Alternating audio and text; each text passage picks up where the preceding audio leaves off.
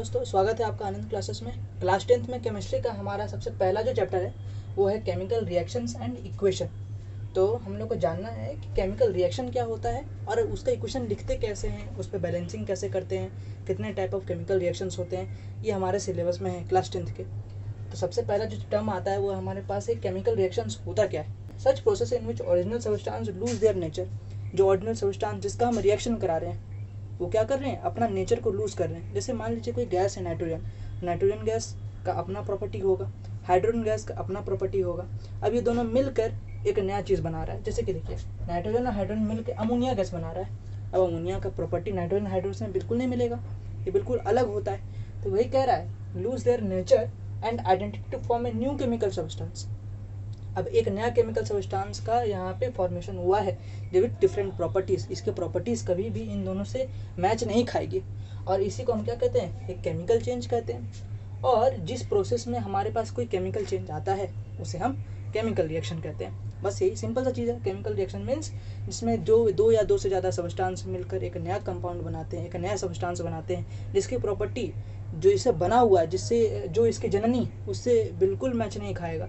ठीक उसी को हम क्या कहेंगे, केमिकल रिएक्शंस कहते हैं। तो केमिकल रिएक्शंस में क्या होता है, एटम का रीअरेंजमेंट होता है। कैसे कह दिए हमें, हवा में कोई कर रहे हैं। अब देखिए, नाइट्रोजन है, ये N2 है, ये H2 है, ये बना कैसे NH3। कहने का मतलब क्या हुआ, यहाँ पे हेरा फेरी हो गया है, नाइट्रोजन हाइड्रोजन मिल गया है, रीअरेंजमेंट ऑफ एटम्स। इसी में अब एटम का कंजर्वेशन यहाँ पर दिखाने के लिए हम लोग को बैलेंसिंग करना पड़ता है इक्वेशन का। उसी को हम कहते हैं केमिकल इक्वेशन, समझाने के लिए। अब जैसे कि हम यहाँ पर कर देते हैं 3H2 कर देते हैं, तो इसको यहाँ पे 2 कर देते हैं। देखिए यहाँ पे नाइट्रोजन 2 हो गया, नाइट्रोजन 2, यहाँ पे 3 2 6 हाइड्रोजन, 3 2 6 हाइड्रोजन, बराबर हो गया दोनों तरफ। इसी को कहते हैं बैलेंसिंग ऑफ इक्वेशंस। अब बैलेंसिंग किसका कहते हैं, किसी भी बैलेंसिंग करते हैं हम, किसी भी रिएक्शन का बैलेंसिंग करते हैं। ठीक, इससे हम लोग क्या बोले कि ये जो 6 है यहाँ पर 6 अलग ढंग से आ गया है, यहाँ पे 2 पहले अब 3 नीचे, इस तरीके से। तो फिर क्या हुआ, अक्सर यहाँ पे हम लोग का एक नया सबस्टेंस बना और उस नया सबस्टेंस में एटम का अरेंजमेंट एक नए ढंग से हुआ है। इसलिए केमिकल रिएक्शन में जो होता है, एटम का रीअरेंजमेंट होता है एक नए ढंग से। उतने ही एटम्स रहते हैं लेकिन एक नया ढंग से उनका रीअरेंजमेंट होता है। उसके बाद जो the substance which take part in chemical reaction. अब केमिकल रिएक्शन को करने के लिए हम लोग को कुछ तो चाहिए, जो पार्टिसिपेंट चाहिए होंगे। यानी कि नाटक करने के लिए क्या, हम लोग को जो नाटक करता जो होता है उसका टीम चाहिए होता है, कैमरा वगैरह चाहिए होता है, सब कुछ चाहिए होता है। तो हम लोग को रॉ मटेरियल चाहिए होगा। तो रॉ मटेरियल जो आता है उसे हम कहते हैं रिएक्टेंट, जो रिएक्ट करेंगे।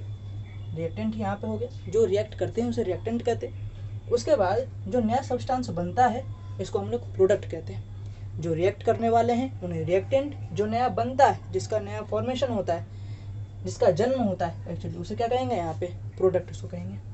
उसके बाद एक बहुत ही अच्छा एग्जांपल है हमारे पास, ऐसे magnesium ribbon plus oxygen. Actually क्या होता है कि हमारे पास जो मैग्नीशियम है, हम लोग आपको केमिकल लैब में मिल जाएगा एक रिबन के फॉर्म पे। तो जब उसका रिएक्शन कराने से पहले क्या करते हैं हम लोग, उसको सैंड पेपर जो होता है, सैंड पेपर, उस सैंड पेपर से उसको घस लेते हैं। एक्चुअली सैंड पेपर से चाकू को धार करने के लिए काम आता है, वैसे वो वाला सैंड पेपर, वही वाला सैंड पेपर क्या करते हैं, इसको थोड़ा घस देते हैं। होता क्या है कि मैग्नीशियम के ऊपर मैग्नीशियम ऑक्साइड का लेयर चढ़ जाता है। मैग्नीशियम बहुत ज़्यादा रिएक्टिव होता है। अब इसको क्या कीजिए, उसको ऐसे हवा में छोड़ देंगे, उस दिन ऐसे पड़ा हुआ रहेगा, तो फिर क्या होता है, उसके ऊपर ऑक्साइड का लेयर पड़ जाता है, जिस कारण से वो रिएक्ट नहीं कर पाता है। तो फिर उसीलिए उसको ना सैंड पेपर से घसा जाता है। अब वही सैंड पेपर को घस के आप क्या कीजिए, फिर उसको हवा में क्या करना है, हम लोग को एक फ्लेम के अंदर, बंसन फ्लेम आता है हमारे पास, उसमें क्या करेंगे, जैसे कि आग लगाने वाला, किसी में भी कैंडल में आग लगा दीजिए। आग वो क्या बोलते हैं, सिल्वरी वाइट तरीके से, बहुत ही ड्रेजलिंग वाइट, यानी कि बहुत ज़्यादा चमकदार चमकेगा वो मैग्नीशियम, यानी कि जब जलेगा तो।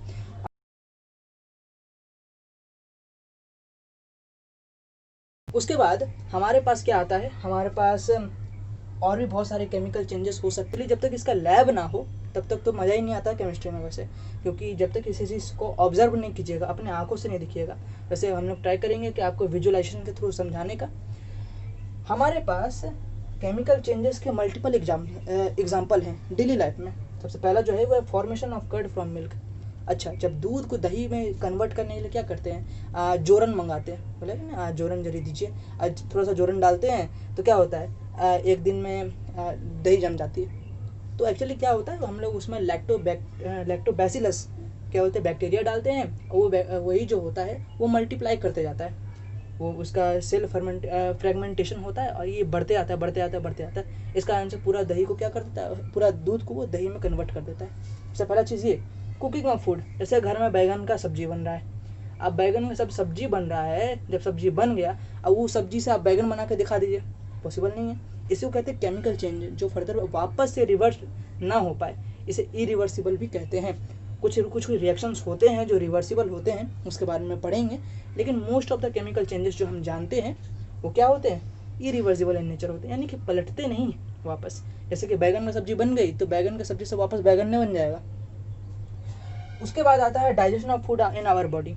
हम लोग जो खाना खा लिए, जो पचा लिए, अब वो वापस से पचा हुआ खाना वापस से हमारे पास नहीं आ जाएगा। जैसे समोसा खा लिए, अब वापस से पचा भी लिया, अब चाहते हैं कि नहीं पचल का समोसा फिर आ जाए, हम फिर खा ले, फिर उसका आनंद लें, ये पॉसिबल नहीं है। उसी के तरीके से आ जाता है प्रोसेस ऑफ रेस्पिरेशन। हम लोग सांस लेते हैं और सांस लेने के बाद कार्बन डाइऑक्साइड छोड़ते हैं, ऑक्सीजन लेते हैं, कार्बन डाइऑक्साइड छोड़ते हैं, ये भी एक केमिकल चेंज है। उसके बाद आता है फर्मेंटेशन ऑफ ग्रेप्स। जैसे कि जो वाइन वगैरह बनता है उसमें क्या करते हैं हम लोग, जो ग्रेप्स होता है, ठीक ना, यानी कि अंगूर या बहुत सारे जो फल होते हैं, उसको क्या करते हैं एक बड़े से डब्बा में, एक्चुअली कैन टाइप का रहता है उसको, उसमें माने कि सालों साल छोड़ते हैं उसको।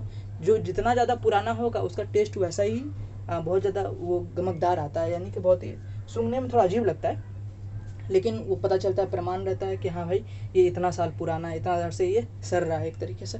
इसको कहते हैं फर्मेंटेशन ऑफ ग्रेप्स। उसका आता है बर्निंग ऑफ फ्यूल या वैक्स, यानी कि जब कैंडल को आप जलाइएगा, ठीक, तो कैंडल को जलाने से, यानी कि वैक्स को जलाने से, ये भी केमिकल चेंज है। फ्यूल यानी कि पेट्रोल को जलाते हैं तो धुआं होता है, पॉल्यूशन होते हैं हमारे पास, वो भी केमिकल रिएक्शन है। राइपनिंग ऑफ फ्रूट्स, अब कच्चा आम पक्का आम बन जाता है।